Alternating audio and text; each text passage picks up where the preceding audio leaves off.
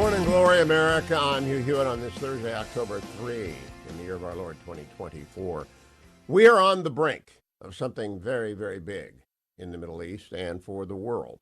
New York Times headline, after missile attack, Israel may be ready to risk all-out war with Iran.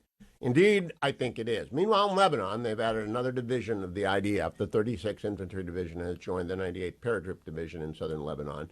Trey Yinks is doing amazing reporting for Fox News, and if you're following my X feed at Hugh Hewitt, you'll be able to find, I posted it yesterday, I've interviewed some extraordinary war correspondents over the 25 years of this program.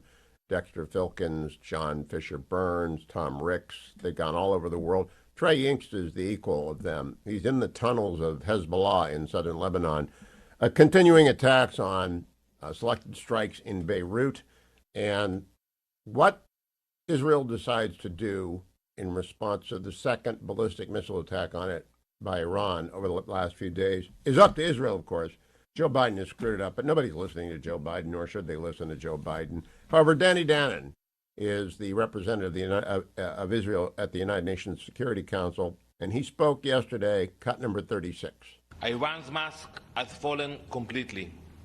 They are no longer the puppet masters hiding behind Hezbollah and other terrorist organizations.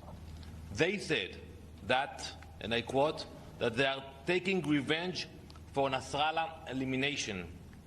Iran has assumed responsibility for Hezbollah's attacks and are directly responsible for all the violence we have seen. The truth is out now. Iran stands fully exposed as a terror state orchestrating this chaos. Iran's attempt to disguise its violence in the language of legality is a vile distortion, and the world must not be fooled. What happened last night in Israel was not a defensive action of Iran. It was a calculated attack on a civilian population. Israel will not stand by in the face of such aggression. Israel will respond. Our response will be decisive. And yes, it will be painful. But unlike decisive Iran, and painful. So I am keeping my eye on the Jewish News Service, jns.org, on the Times of Israel, on Jerusalem Post, and of course on X, to find out beyond the additional bits of briefings, such as 60 Hezbollah terrorists were killed yesterday, 8 Israeli soldiers died yesterday, 7 died the day before in a terror attack originating in the West Bank with Iranian weaponry and payment. I have been listening to everything I can, and I'll bring you up to speed as it happens. It is a significant weekend. Of course, many are urging the Prime Minister and the Security Cabinet to hit Iran hard, their nuclear sites, where they have been in violation of international law for a long time, hit their oil export sites, hit the Iranian Revolutionary Guard Corps. Remember, they sent 180 missiles, and they sent another 100 missiles earlier this year. So if Israel chooses to be proportionate, it will only send 300 missiles. But the Iranians attempted to hit the Dimona nuclear site, where Israel retains its nuclear arsenal, allegedly. They've never said so publicly. They did hit Air Force bases. There are lots of targets for Israel, and Israel can get there, and Israel will get there. And if it happens during the program, I'll tell you about it. Also, we've got news from the campaign trail. I spent most of yesterday, except for lunch, with Professor Norkey down at University of Maine Law School. He's an old friend of mine. I've known him since first grade. And it's funny, he ended up being a law professor on the East Coast, and I'm a law professor on the West Coast. But we were having a wonderful lunch yesterday. I kept checking, though, the Twitter feed to find out if Israel had attacked. All I found, though, is that our semi-president, because it really is sad what is happening to the president, he is incapacitated a lot of the time. He shuffled off of Andrews tarmac yesterday and spoke to the press. Someone asked him, should Israel respond in kind? Should it hit the nukes? Cut number 38. Sir, can I ask you, what is your support an attack on Iran's nuclear sites by Israel? The answer is no. I think there's things. We'll be discussing with the Israelis what they're going to do, but all 7 of us agree that they have a right to respond, but they should respond in proportion. All seven of us agree they have a right to respond, but they shouldn't hit the nuclear sites. It's just crazy. It's not up to him. It's not up to the seven. I don't know who the seven are. I assume four of them are the president, Vice President Harris, who's kind of, what's going on here? She gave one of the most bizarre statements about this, halting, reading it, can't look at the camera, can't be decisive.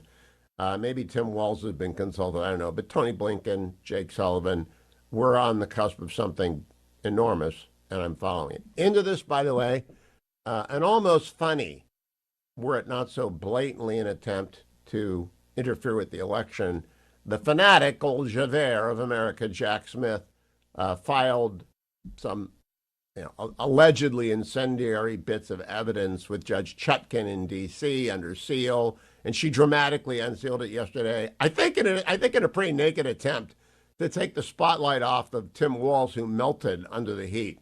And I think actually, after listening to yesterday, the assessment far and wide of what happened at that debate, that it may have actually moved the needle. Mostly vice presidential debates do not move the needle, mostly at the margin at all.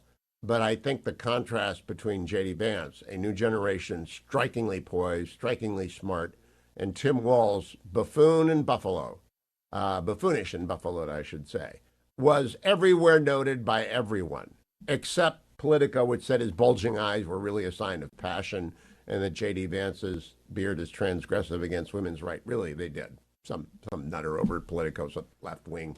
It's just gone off the left edge. But everywhere except MSNBC and Politico, they all unanimous. J.D. knocked him out. If it was a fight, they would have stopped it. Good for you, Senator Vance. Donald Trump went on Dave Ramsey now, and Kamala Harris went on CBS Pittsburgh with Joe Delaney. And the latter is almost like, here's Kamala Harris being asked by a local guy, Joe Delaney, very famous in Pittsburgh, about the Middle East. Cut 44. We must all agree that it is in the best interest of the United States, much less our allies, Israel, to ensure that Iran not have the ability to do what it was attempting to do today. It is in American interest to make sure that we take seriously the threat Iran, that it poses not only to our interest, to our personnel, and into stability in that region, both Iran and Iran-backed terrorists.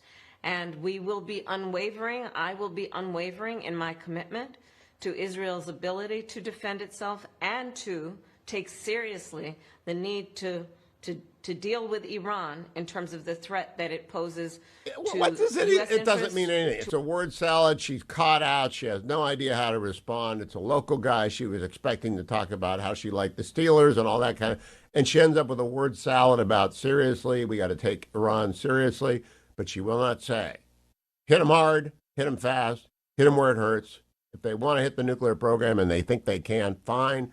Set back Iran, because we certainly have dropped the ball. I wouldn't expect her to say the last thing, but they have dropped the ball. She also went to the Georgia flood zone yesterday, cut number 48. And the federal relief and assistance that we have been providing has included FEMA providing $750 for folks who need immediate needs being met, such as food. $750. I don't know how they came up with $750, but here's $750, flood victim. I'm Kamala Harris, and I paid for this message. The response of the federal government is nothing short of shameful. Trust the Salvation Army, trust Team Rubicon. They are on the ground. They are helping the people. It is a devastation in places like Asheville that I would not have imagined. It's only recently that we're getting the kind of pictures. I've got Jonathan Howard of the Florida State Guard Special Missions Unit, and he cannot believe what's going on there. I can't play it. It's kind of profanity. He just, where are the feds, is what he's saying over and over again. Meanwhile, Tim Walz is criticizing Donald Trump for paying for a single mom's groceries at a campaign stop. Cut number 49. We're talking about these prices and we're doing things. I saw a photo op of Donald Trump a few weeks ago, and he was in a grocery store. And he pulled out money to pay for a woman's grocery store. Look how generous he was on this. I would bet you any amount of money that's the first time he's been in a grocery store since 1985. I guarantee you that. He You never know, went into that grocery store. I just think it's very funny that Tim Walz gets whacked in the debate. And I mean whacked in the debate. And he comes up with Donald Trump buying groceries for a single mom as his response. He's truly an embarrassment to the ticket, and more has been rolling out on his trip to China, on his serial exaggerations is the generous way to put it. I got lots to cover with you this morning, and I'm keeping an eye on everything out of his